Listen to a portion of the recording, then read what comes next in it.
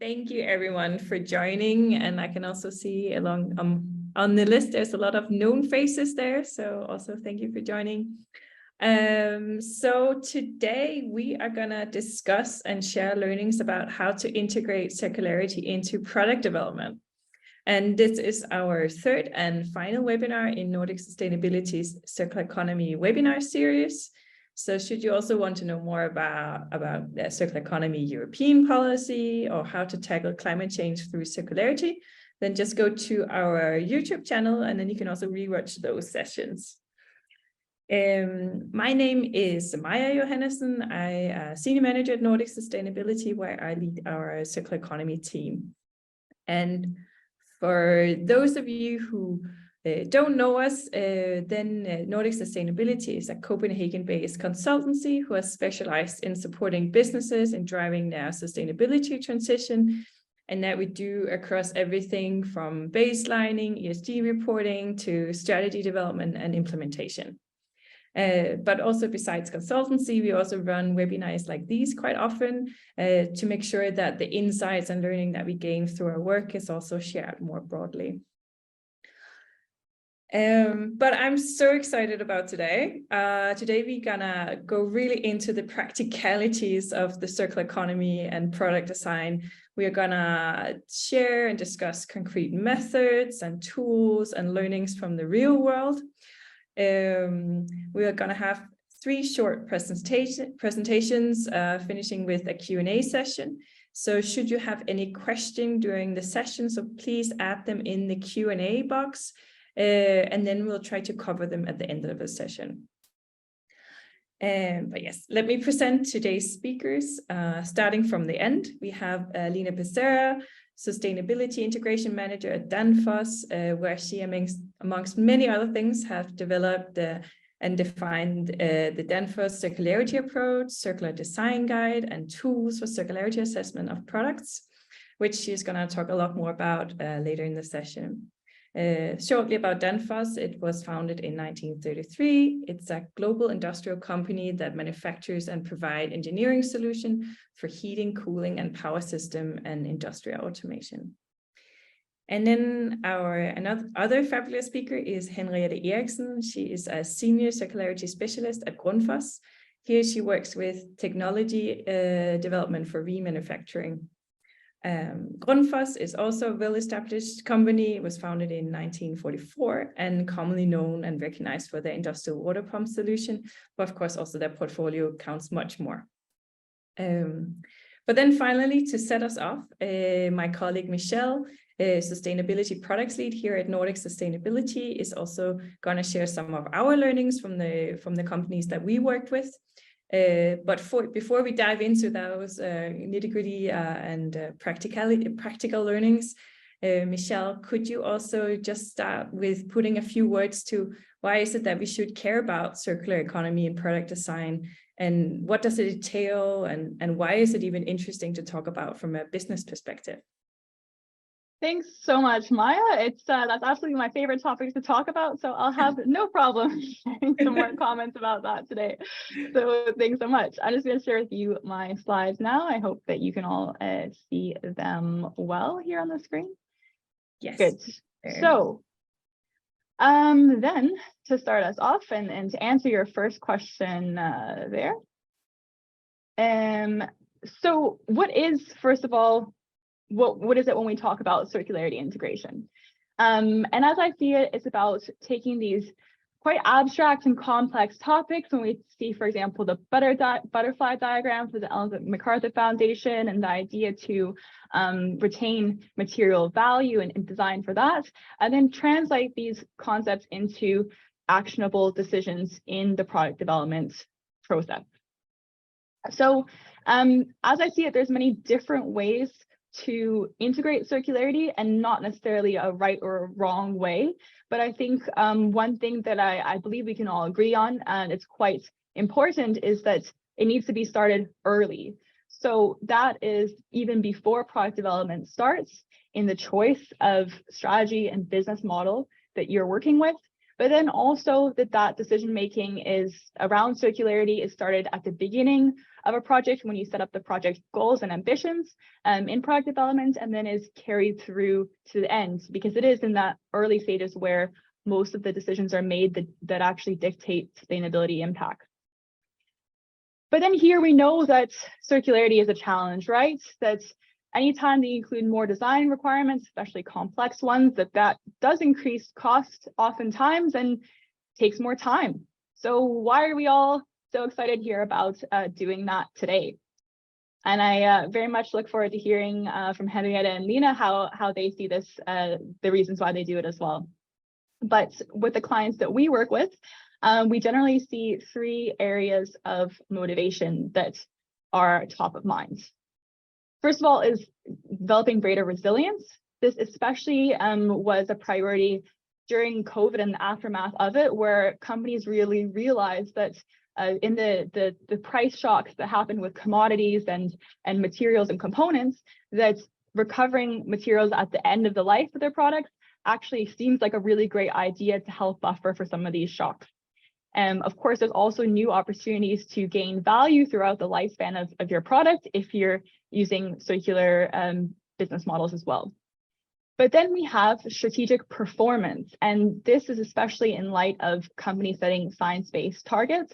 We have a whole webinar on that, so I encourage you to check it out after this one about how circularity can help achieve climate targets. But then we're also seeing that regulation is increasing at a pace that hasn't been seen before, and change the landscape in the way that the companies do business, with the EU Green Deal being the economic growth plan of the EU, and circularity being fundamental and a cornerstone of that piece of regulation.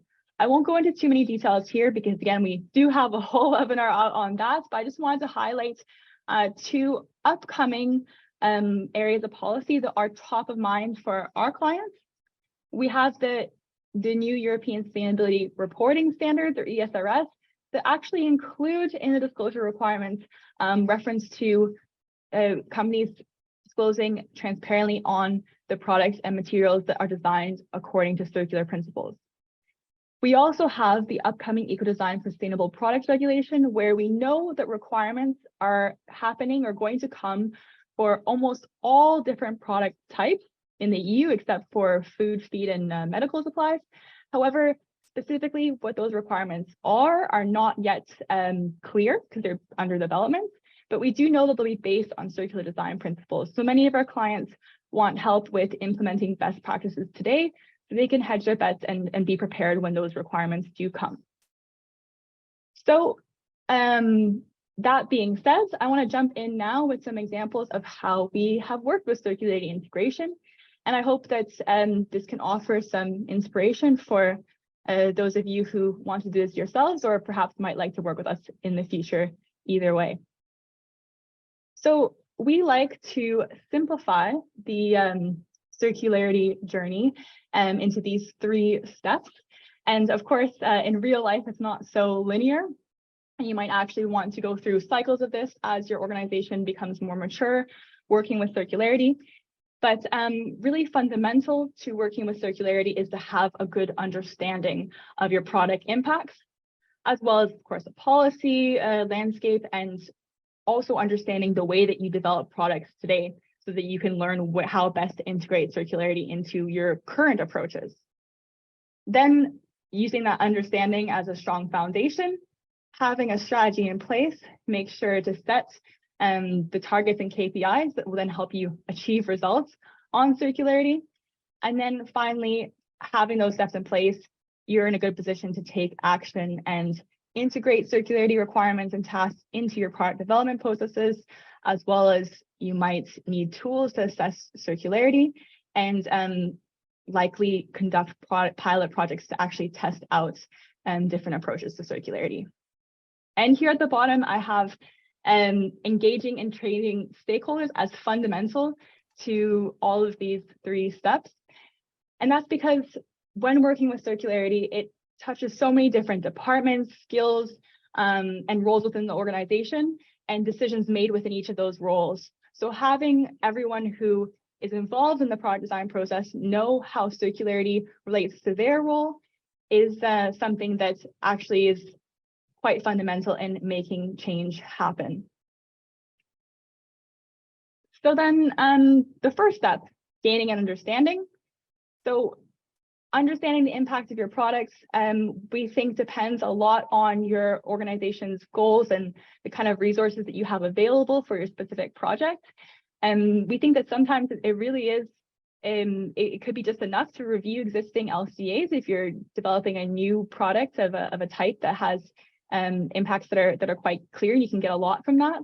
But then if you have more resources, you might want to benchmark an existing product that you have with a life cycle assessment, or even do a disassembly workshop where you take your existing product apart and identify how it can be made more repairable or durable or recyclable, and then have that in mind when you're developing your next product. Also, I want to highlight a point here that we think sometimes flies under the radar in terms of understanding that's helpful in circularity integration. And that's really having a good understanding of your product development processes in place right now. And through mapping product development, can you understand what is different on paper, perhaps then is different than the reality that's actually taking place and in how decisions are made. And through mapping product development processes as they exist, we suggest identify intervention points.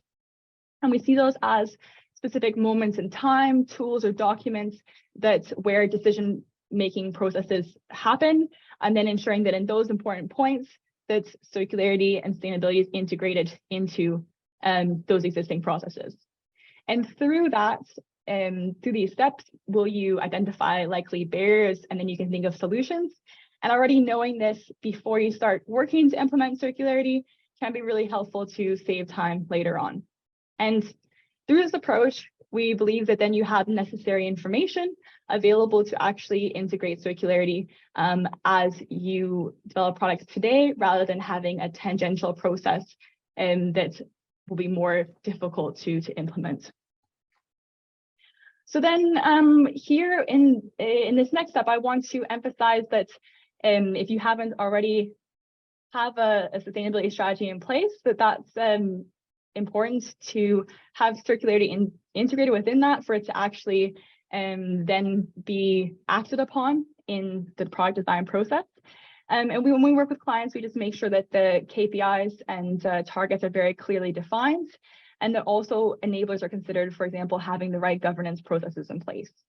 And when we work with projects, we make sure that each of the KPIs are supported by projects, and that those are carefully detailed out according to the timing over coming years, and then having very clear estimates on CapEx and OpEx investments, as well as FTEs. So it's very clear on the investments that need to take place over the coming years to realize your circularity targets. And then when you do have a strategy in place, bringing it to life, one way one can do that is creating a circular design guide. And the guide can help communicate to all the actors and stakeholders you need to include in the design process, really how the actions that they take do support the overall strategy, and what circularity specifically means in the context of your organization. And then I also want to introduce you to one of the projects that we made here. So then, of course, when you have your strategy in place, the next step would be to start implementing some projects, and that could be actually then setting the requirements you've identified in your understanding stage into your product development process. But then when you start developing products and concepts, you might need a way to assess circularity. And so here, I want to share this tool that we made where we had a client that wanted to assess circularity based on the product hotspots that we identified in the first phase of the project. And they wanted a way that they could do that was simple and integrated into their current processes. And that was often then scoring concepts using Miro as a program, where they would look at the concepts that they had and score them on different parameters and lay them out there. So through many iterations, we developed a hierarchy of requirements that they should prioritize, and different scenarios on how they could score them, and then an area where they can actually then explain their scoring, and then this can follow their product through the next stages of development as it matures, and then different concepts are chosen. So here, this is a simplified version of it, but it lives also as an Excel sheet, or can have a nice screenshot that is included within the product design process in Miro. And then finally, I just want to leave you with a few final thoughts. And generally, the case has never been stronger to integrate circularity into product development. But then it's important to note that circularity integration really starts before product development actually happens, and that makes sure that it's embedded within strategy, the choice of business models, and also that the strategy is then clearly set out and targets KPIs, and the necessary governance and data structures are in place. And then finally, integration is really the name of the game. For circularity to happen, it's important that stakeholders are engaged, and that it's also included in current processes rather than running as a tangential process. So thank you so much. And now I'd like to pass on to Henriette. Yes, thank you so much, Michelle, and for setting the scene. And Henriette, we'll pass on the microphone to you. But maybe you could just also start with just put a few words to what it is Grundfos is doing, and then how you work with circularity. Yes, I'd like to do that. Thank you so much for the nice introduction. And I just want to put it in full screen. Sorry about that. Yeah. So thank you for inviting me also for this, I think, very important topic. I'm a senior circularity specialist at Grundfos, and what I'm looking into is new technologies, especially about remanufacturing, how we can, on a higher level, circulate our products. And so I'm looking into new technology development, but also giving advice for product development. Just for those of you who doesn't know Grundfos already, we are a global manufacturer of pumps, and we was started in 1945, and are today the world's largest pump manufacturer in the world, with more than 20,000 employees in more than 100 companies worldwide. And this also means that we have a broad set of products which, to be very efficient and also customer oriented, we decided to part us into 4 divisions, which are all of them focusing especially on these customer needs. So we have this domestic building services, which is about small family houses. Then we have water utility, which is more, for instance, for groundwater and irrigation, for instance, for municipalities. And then we have commercial building services, which is for largest buildings. And then finally, industry, where we are helping a number of different industries, especially about how to move any kind of liquids. Grundfos, how we understand ourselves is that our purpose is very much about making clean drinking water, but also going beyond that. So we see sustainability as a very, very important part. And this is not just on the CEO level, that is every day when I talk to my colleagues, we talk a lot about that it's important that we look into sustainability. And so we see at Grundfos our purpose to kind of also be pioneering and upfront, also beyond legislation, to help with the challenges of climate and improve equality for people. And this about, we talk about in this session about design and how we can integrate circularity into it. So at Grundfos, we actually have the tool that we started some years ago, which is the tool that should help us in very, very early stage to actually to already in the product planning to state what is sustainability strategy, and then throughout the project. So as you know, in many projects we have a time to market, so it's not endless.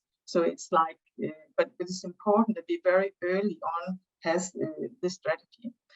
And as a part of that, we are looking into 5 main areas.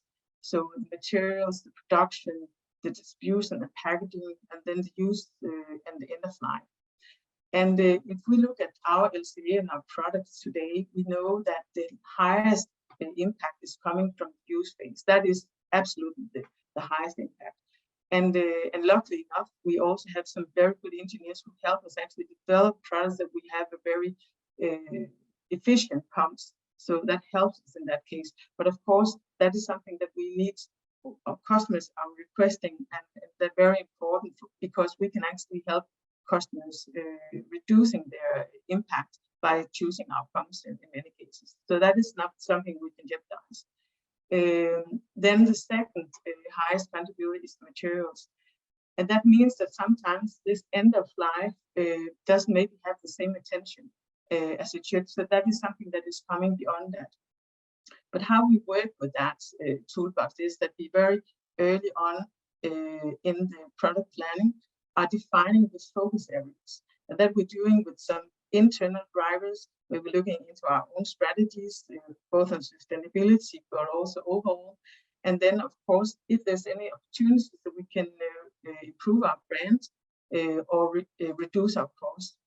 And then, of course, we're also looking into external drivers, for instance, legislations coming up. And here I can say that about circularity, we don't feel that this is maybe, I hope that it's coming, but until now it has not really been very demanding. So that's maybe not so we want to go beyond that. And then also on customer requirements, we know a lot of our customers actually want more and more sustainability, but maybe the understanding of this higher level of circularity, that is something that we still need to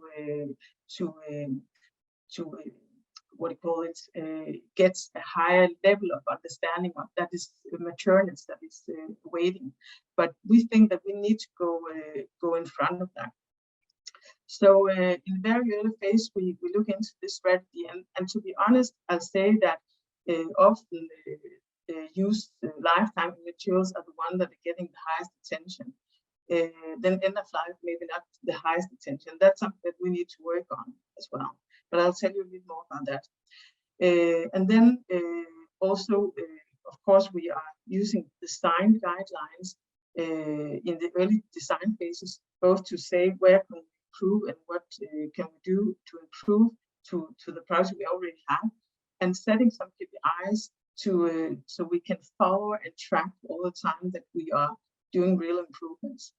And then in the later stages, following up on that KPIs and making LCAs to really see that we have accomplished the improvement we wanted to do. So this is a very structured approach, which we are trying to do on all of our products. But even we have done this for some years, I'll also say there are some learnings afterwards, because even that we have these tools, there are also some pitfalls here. And one of the pitfalls is that people in our organization maybe understand a lot of things here, but there are still things that is further developed all the time. And also to go a little beyond that, what is, for instance, about the user space and having focus alone on that, especially when we want to look into the end of life options. There we need a more facilitated process. So that's something that we have discovered that we really need to focus on. And also the internal training, especially on this end of life opportunities, where, as we also saw in the presentation from Michelle, was that recycling materials, that is just one level, but we actually want to narrow the loop so we get more and more efficiency out of it.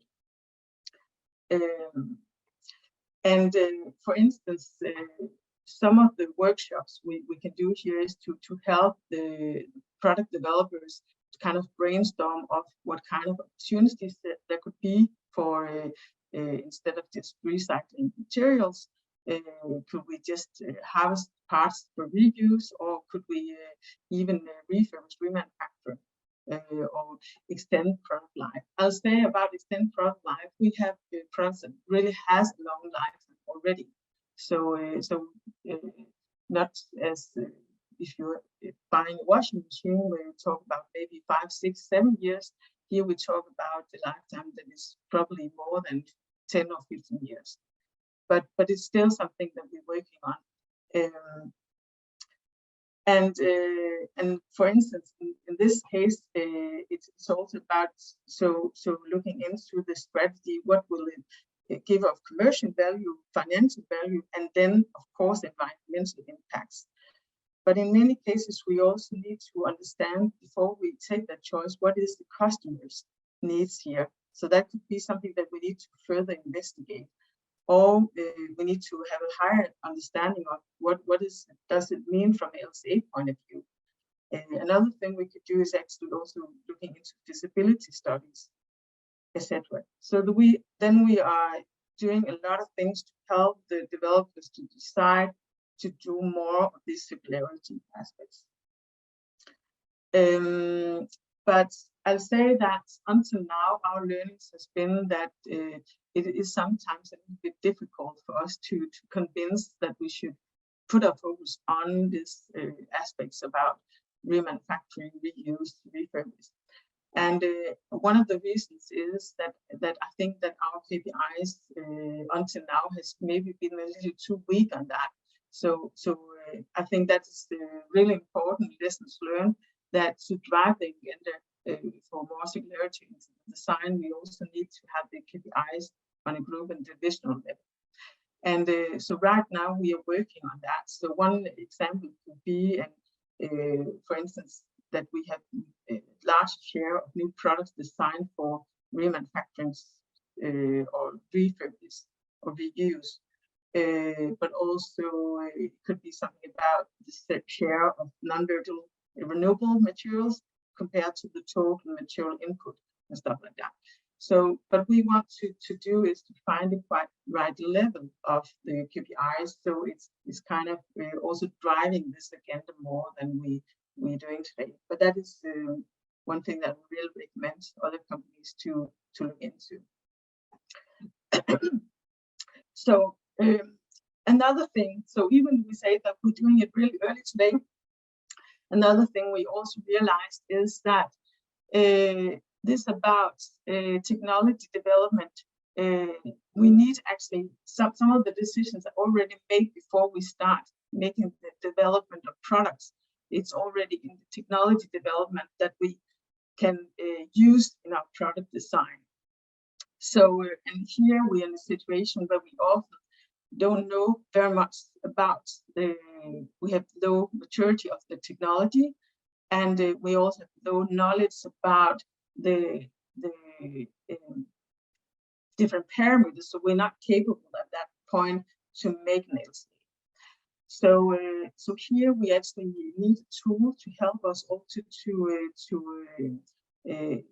get assessment of the early technology development, and we are starting. We are doing a 3 years PhD with our PhD Jakob Paulin, who's looking into how we can tell that new technology is sustainable and circular in a way so we can make the right decisions. And just to give you an idea, so the difference from what will be the perfect situation is that we have a very quantitative analysis of, for instance, LCA, where we can say exactly where we are, and then we can put it into these categories and say what is the best solutions. Or where we don't have this many data yet, we need to make a more scoring model. So we kind of say, so we are using experts to kind of help us scoring where are we in this environmental impacts and circularity impacts. So we can kind of say what is the better option, is the concept A or B. So that is something that we are looking into right now. So we are even better in our technology development, and we can help making the right decisions.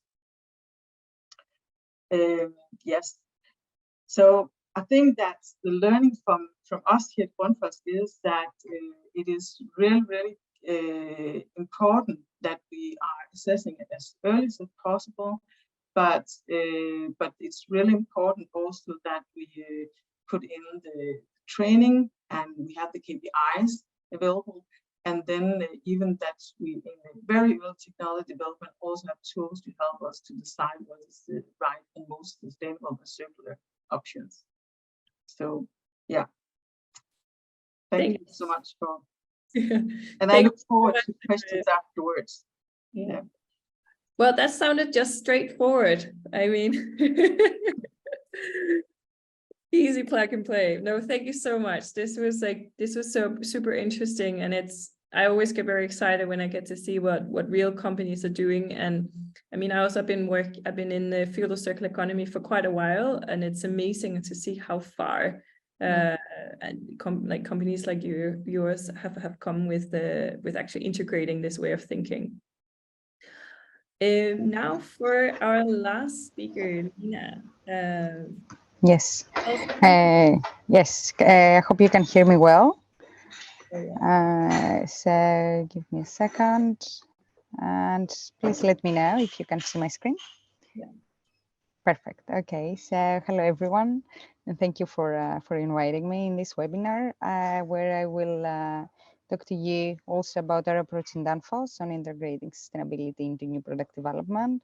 We are not that advanced, of course, as Grundfos, and we have started this journey some months ago. So we can share, of course, our learnings from that, but we are still piloting. And I will tell you more now, but a little bit before that.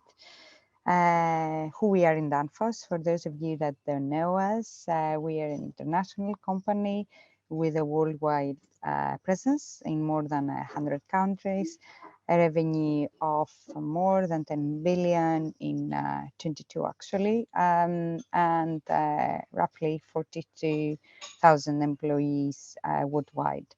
We span across 3 business segments that are quite different from each other. The first one is power solutions, then climate solutions and drives, with applications in different industries and setups, like solutions for commercial or residential buildings, industrial applications, hydraulics for off-road vehicles, applications and solutions for the automotive industry, marine and offshore, and many more.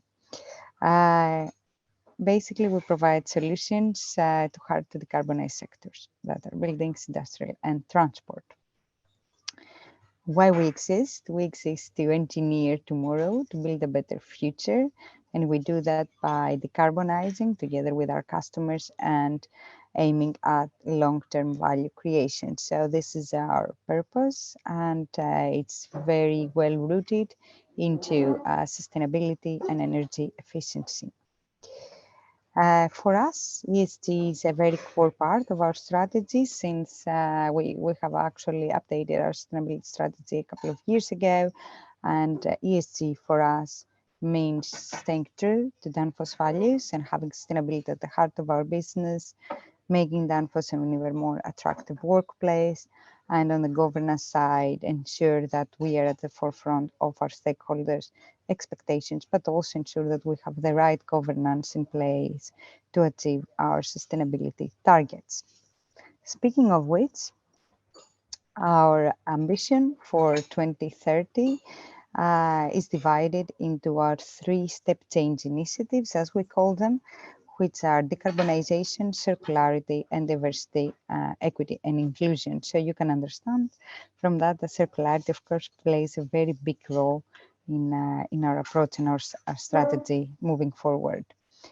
Our purpose for decarbonization is to pioneer solutions for customers to enable decarbonization, for circularity to innovate best-in-class circular products, and this is basically what I will talk to you about, and for diversity, equity, and inclusion, to offer a leading employee experience that values and respects that.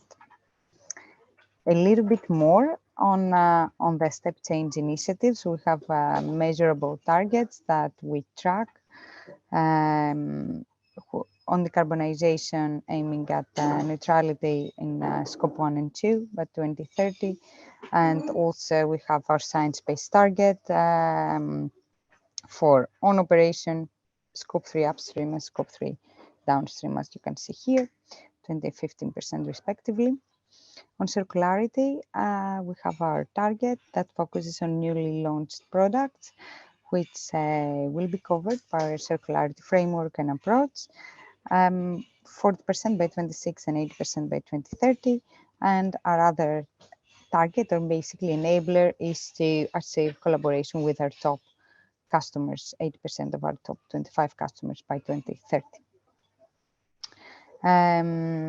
Yes, so on circularity, we put a focus on new products for now, at least, because this is where we see the biggest potential of circularity and of the innovations that we make. And we put also focus on our value chain with a collaboration with customers, because we also see a big potential there by achieving returnable systems, take-back systems, etc.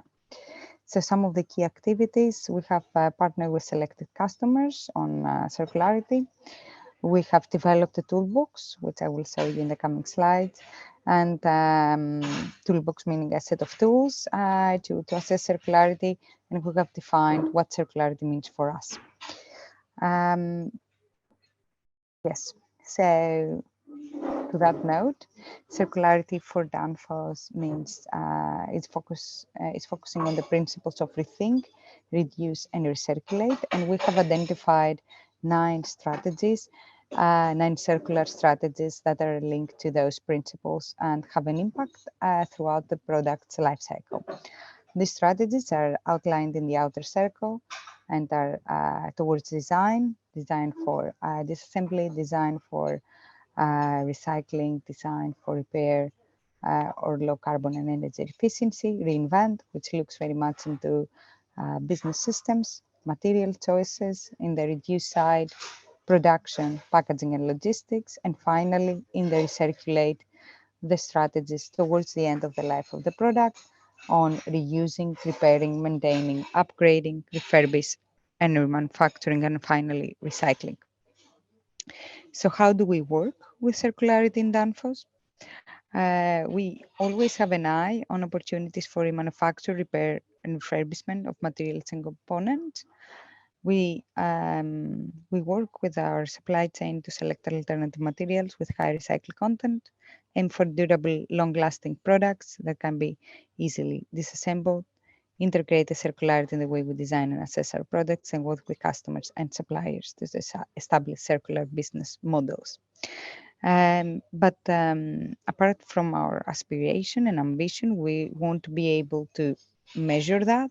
And this is what we are working on very intensively the last months. So, as I mentioned, our circularity goals focus for now in the new products that we develop and launch.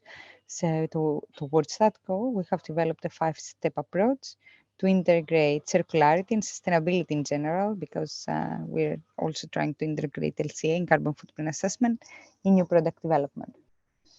This 5-step approach I will analyze. So the first one is need identification. So the first step that we looked into was to identify the needs. So we went around, we had a lot of workshops with teams all around the world in order to see what is needed in the different steps of the innovation process on sustainability, and see how those needs can be fulfilled by existing tools and approaches.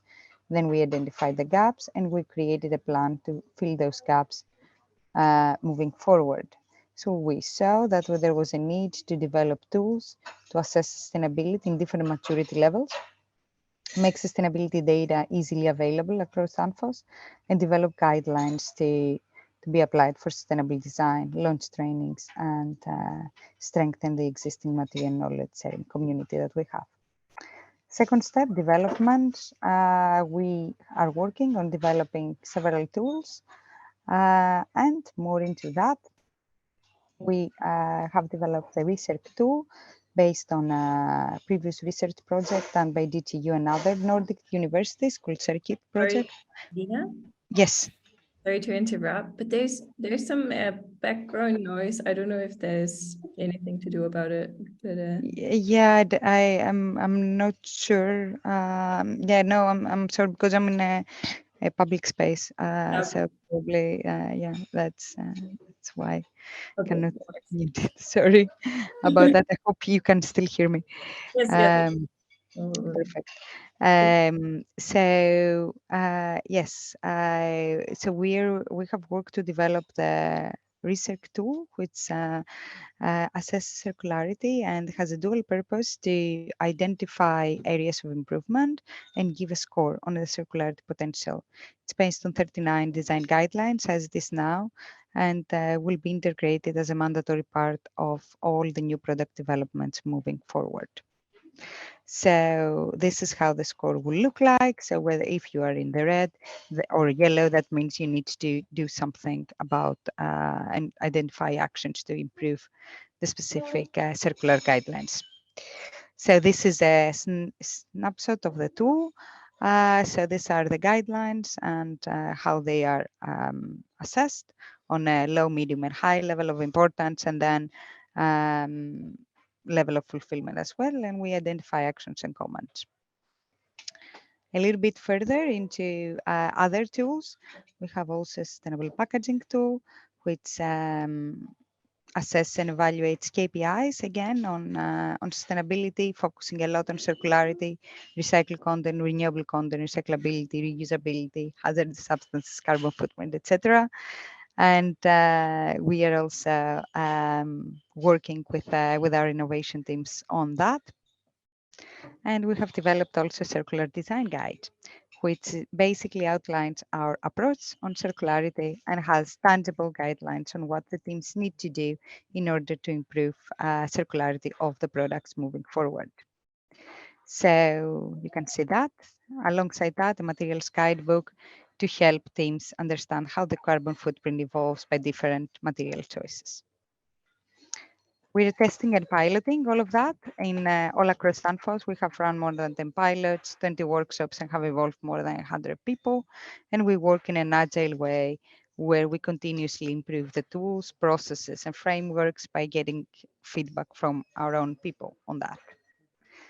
So when we have the circularity pilots, we have developed a four-step approach. We start with the engagement from the management team, and then we run 1 to 3 workshops to introduce how we work with circularity.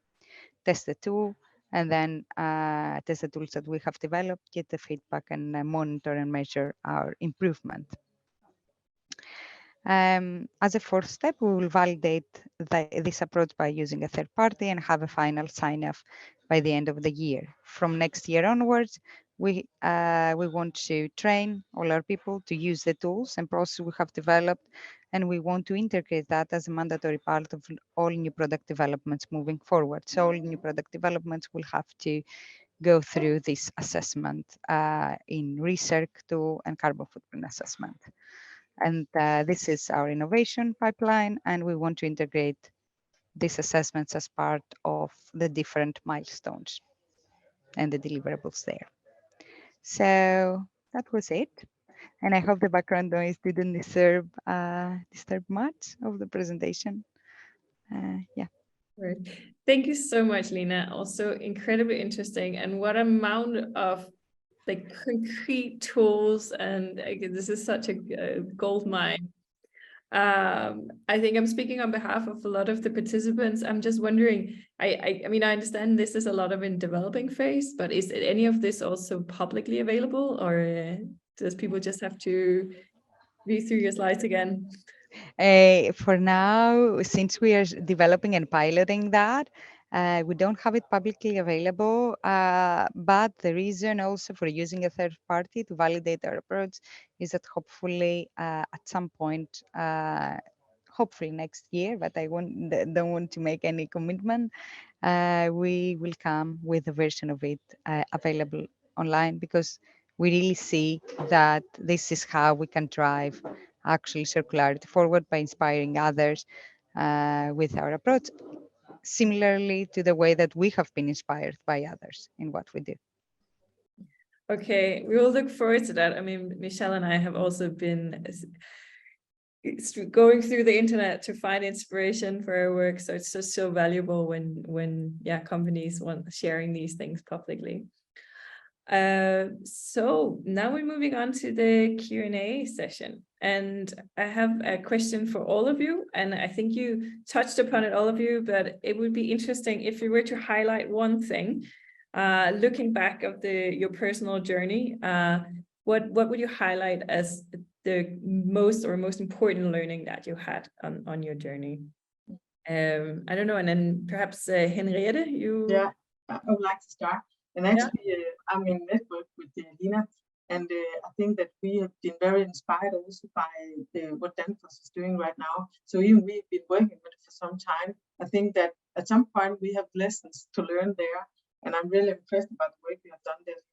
But I think that one of the highest learning points for us is that we need to have this top-down approach as well about the KPIs to really drive it. Even people really want to be sustainable, but we need to have the feeling that the argument why to put effort to something that is not maybe directly in cost relation or something that you can say directly the customer is needed, because as we see legislation right now is not really pushing us, and the customer is not pushing us enough, then we actually need the KPIs from internal. So I think that's one of the first lessons learned from our side.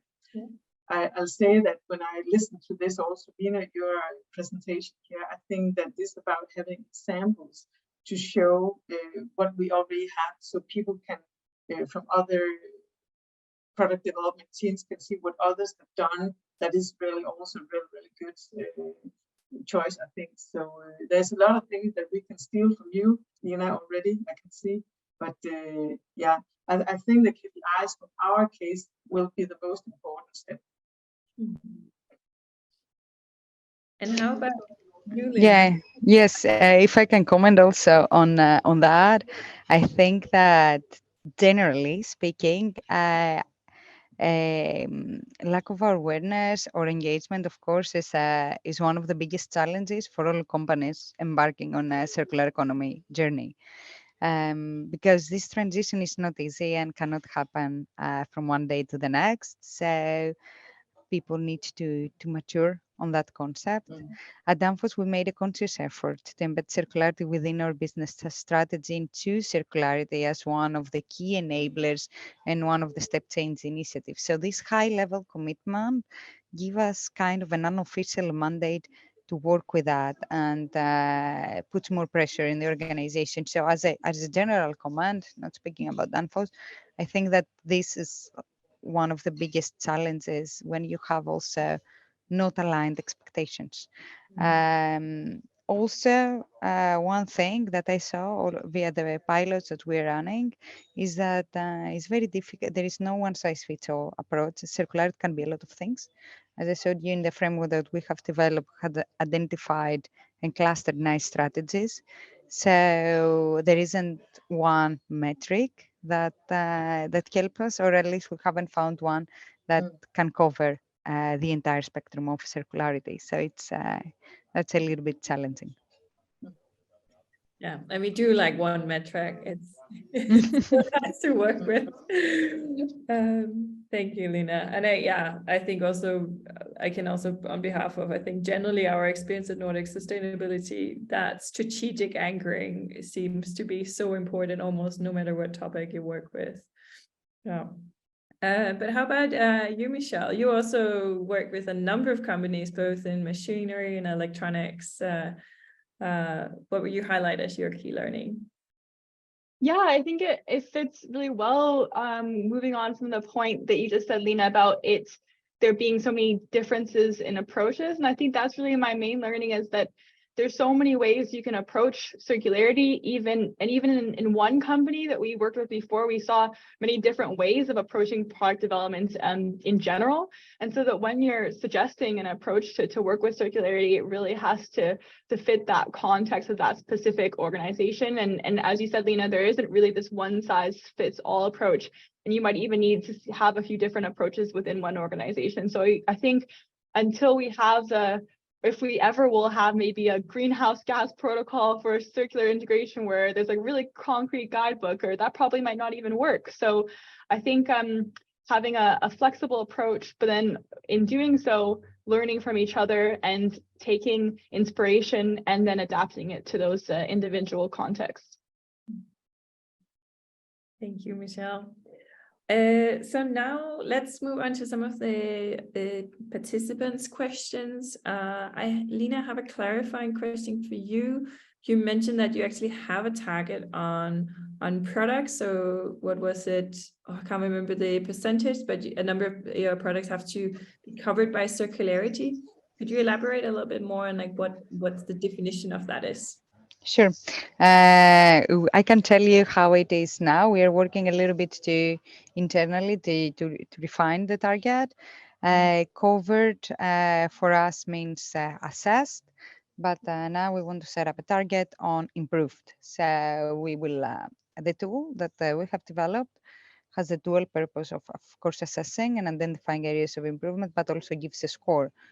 The reason that we want to validate that with a third party is also to be able and assess improvement in a robust way, and also communicate how many of the new product developments that went through the innovation pipeline and were actually launched have been improved. For now, the target only covers the coverage, which we will, by the way, achieve earlier than that because we want to integrate it as part of all the new product developments moving forward. But more coming up on the targets. I cannot disclose more because we are in the process of defining them. Thank you so much. And that makes sense. And I think also, I mean, to me, it also makes sense because as also we discussed before, it can be difficult when you're further down the organization to like feel allowed to prioritize certain activities. So I think setting a target and forcing at least the reflection and the assessment, that probably gets you a long way. Then I have like more general question maybe for both of you, Henriette and Lena, because and I think that's like a general truth when you work with circularity, it's really hard to drive the transition alone. I assume you work a lot. Lena, you mentioned you work with suppliers, for example, but I'd love if you could both elaborate a little bit on the partnerships, some of the key partnerships you have, like why they're important and how you do in practice on collaborating with other companies. Yeah. I can say from one point of view, we actually also are engaging with academics on this field, because we for sure know that we haven't cracked the nuts, and especially when we go beyond the technical parts, because to do circularity, it's much more than just the technical part. It's actually also about different kind of business models and so on, and that is really something that we need to challenge ourselves more, and also to get some ideas of what is actually the right transition, what is the right way to go, because if we just do it internally, we're probably not really moving a lot. So we engage with some of the top researchers in the field of, for instance, remanufacturing, and are in a consortium which is called Remarkable, where we're actually trying to make this step-by-step plan what to do to make this transformation. So I think that is one of the things. We also, when we talk about recycling materials, we are working very closely together with some of our suppliers to say how can we do it at the best level, and also here we are also in consortiums, and also I think together with Danfoss we are doing a lot of projects there where we try to both look at composite materials, electronics, especially we like to crack them up because here is a really high impact. So we're doing a lot of things in that sense, a lot of collaboration, also with other companies. Thank you so much. Lina, And yes, I can also tell a little bit about Danfoss. Now we are in a investigation mode, let's say, with a lot of our suppliers and customers. We have started pilots. As I mentioned, the pilots can span from packaging, so improvements in packaging, like returnable packaging or take-back systems for the products. This is on the customer side, and the supplier side is work together with suppliers for greener alternatives, work on innovation together with them, co-innovate, etc. Not the problem, but what, let's say, how we work together with suppliers and customers, primarily customers, is unfortunately on a pilot level now and on a local level, you could say. And this is because sometimes when we're talking about circularity and take-back systems, you need to go local because there isn't any other way to handle it. You need to reinvent the wheel every time you go to a new market. And this is our biggest challenge. And I trust a challenge for other international companies as well. So. thank you. So confirming my hypothesis about partnerships. I two more questions before we round off. So a quick one, or I mean, let's see if we can make it quick. From Ralph. So he just to sum up the question. So there's this challenge with making products that are more durable and have longer lifetime. They might also then become more costly to manufacture. And then also, if you make more products that last for longer, does that also mean that you cannibalize yourself? So like, will you sell less product in the future? So he's asking to like, how do you manage that challenge? It's a really good question. And I actually also think that's why we should look into more than just the technical part, because if we look into more circularity business models, where we're actually using the same products more times, maybe, and in this way, for instance, sell as a service, then it's also more profitable for us, but it'll also help us actually getting more data availability and better understanding. So there's a lot of things that actually is the reason for us to think more about this, about business model as well. So, but it's a really good question, and I think that it's really important that we're working with this topic. Yeah, absolutely. I think that's also a discussion we have a lot here at Nordics. Like because of course circular design can get us quite far, but in the end we also do really need to consider the business model. Yeah. Lina, do you also have a few words to add to this question? To be honest, it's a question that I often face, and the trade-offs generally, whether it's trade-off between decarbonization and circularity, trade-off between cost and circularity. This is a common dilemma. Of course, there isn't no one-size-fits-all approach, but I would agree. You know, my immediate response would be to look into circular business systems, because this is the way that actually circularity can have a win-win effect for both the customer and the manufacturer. And therefore, the increased lifetime can also be beneficial. I just think that we need to rethink on the way we produce and consume products towards longer lifetime in general, and maybe the servitization is the solution to that. Thank you so much.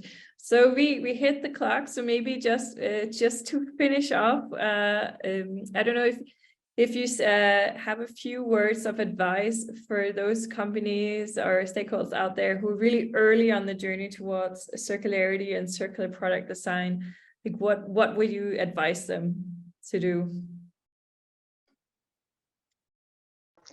I can start and say patience and flexibility. And this is whenever anyone asks me about sustainability in general, I think our field requires resilience and patience, and sometimes some steps back in order to go more steps forward, and also flexibility, because as I said many times, there isn't one size fits all. So you need to be creative and flexible. Yeah, I can only echo that. And then I think it's very important that you kind of have this ambition from top management that you really want to do it.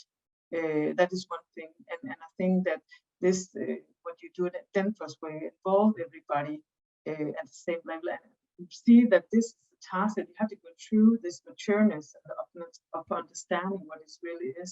I think that is, and Michelle, what you presented at the start, how to get into it and understand your product, I think that is really also very important message. So thank you. And thank you so much. We are out of time, but I also want to thank you, all the participants who joined, and for all your great questions. We will, of course, share the webinar recording and the slides afterwards. And also feel free to reach out if you have any further follow-up questions. We'll try to answer as best as we can. Thank you so much. And thank you very much, Henriette, Lina, and Michelle. Thank you. Thank you very much. Thank you so Have a nice much. afternoon. Yes, you too.